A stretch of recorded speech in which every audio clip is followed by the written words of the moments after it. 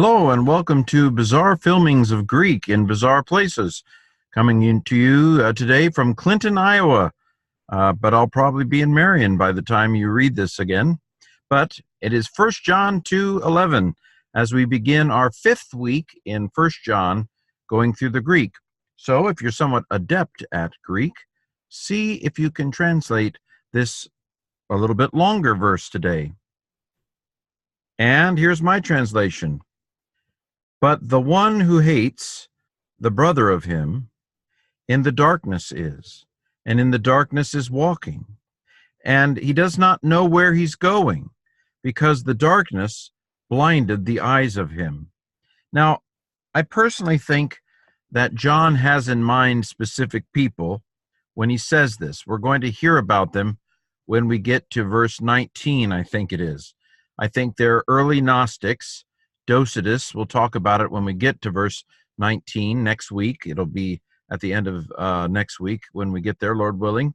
But I think this is not just a general statement, although we could apply it generally. The one who hates his brother is in the darkness and is walking in the darkness, and he doesn't know where he's going because the darkness has blinded his eyes. I mean, that applies in general. It's a general truth. However, I think he has specific people in mind when John says this. Well, back to the Greek. So here's our more detailed translation for those of you who want a little bit more of the scoop. So we have this line, but this is post-positive. It doesn't come where we want it to.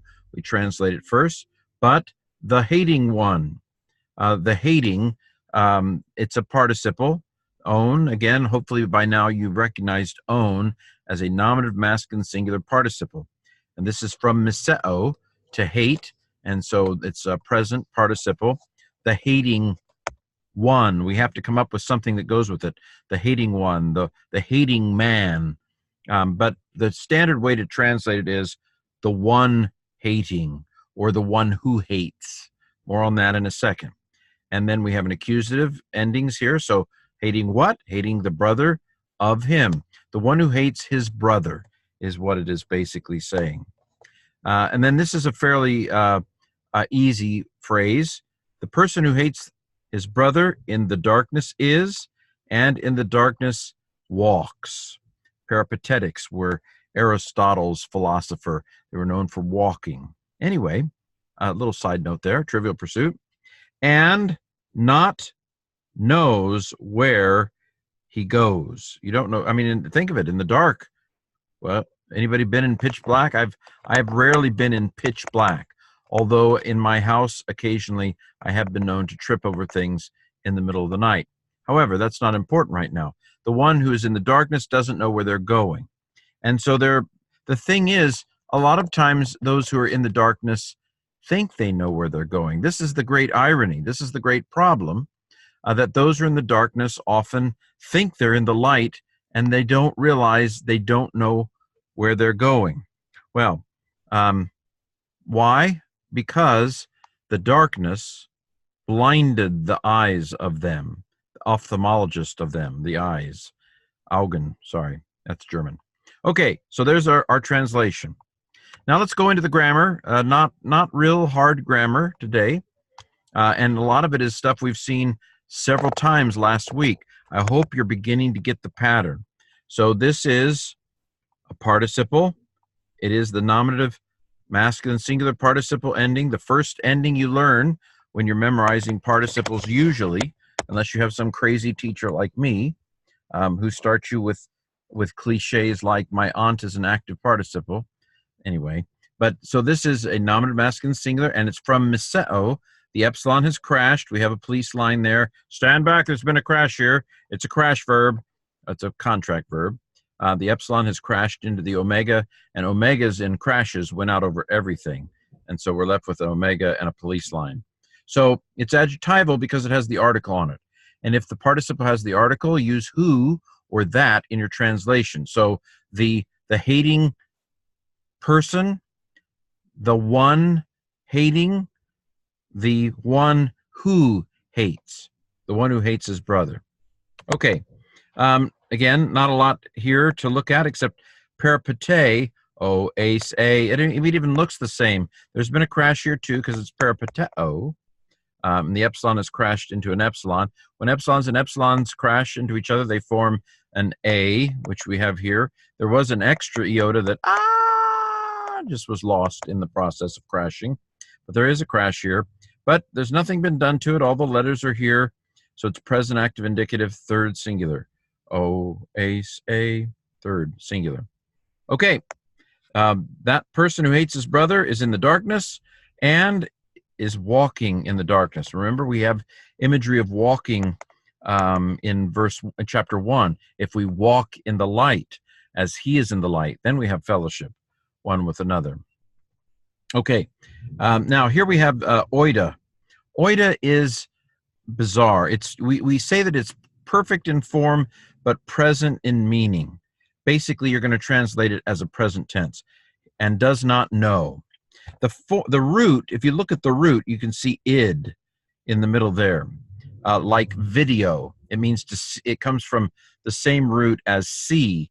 So it's a weird form, but there's a sense of, again, you don't want to overdo this because they were just talking. They didn't think this through. But if you have seen something and the result of that seeing is continued with you into the present, then you know it. So there's a sense in which, again, language is sloppy, so don't hold me to it. But there's a sense in which oida leans a little bit more toward the experiential knowledge than toward the cognitive, I can pass the test knowledge. But anyway, so he does not know where he is going. Now this is called a indirect question. Those of you who've had me for Greek, I never mentioned indirect questions. 2 semesters, and I never mentioned indirect questions. Well, that's because you can translate it without knowing what to call it. But this is, where is he going? That's a question. He doesn't know where he's going. That's an indirect question. Okay, not important to life, I don't think. Okay, so again, what's of interest in here? Well, this was hoti. Hoti can be translated either that or because. And in this case, it was translated because, so it is a causal clause, a because clause. Why doesn't he know where he's going? Because the darkness blinded him, blinded the eyes of him. Now, can you parse this? Can you? So nu is nu with an epsilon in front of it is very often a movable nu. Throw it away. It's not important. Epsilon is a very common third person singular past tense ending. In fact, an active indicative past tense ending. And the sigma here tells me, just those 3 letters right there, tell me that this is aorist, active, indicative, third singular. What's it from, though? Well, if it's aorist indicative, then I'm guessing that's an augment. Let's take that off. Chop, chop. And we're left with tuflao. Tuflao, I blind. Okay. Third singular, I said. Active indicative, I said. And with the sigma, epsilon, it's aorist, active, indicative. Okay, we're almost done. That brings, and we can leave this parking lot. So this brings us to the letters. Man, I don't want to say all those letters. Can I just pronounce it for you? I'll go slowly. You try to pronounce it, and then press play. So, ho or ha, de, meson, tone or ton, adelphone or adelphon, autu, en, te, scotia, estin, kai, en, te, scotia, peripete, kai, uk, oiden, pu, hupage, hoti or hati, he, scotia, etuflosen, tus, ophthalmus, autu. How'd you do? So now to say it more quickly, for my own practice, ho de meson ton adelphon autu, ente scotia estin, kai ente scotia peripete, kai uk oiden pu apupage, hoti he scotia etuflosen tus ophthalmus autu. I tried. Okay, This has been our 5th week, the beginning of our fifth week in 1 John. We'll see you, Lord willing, tomorrow as well.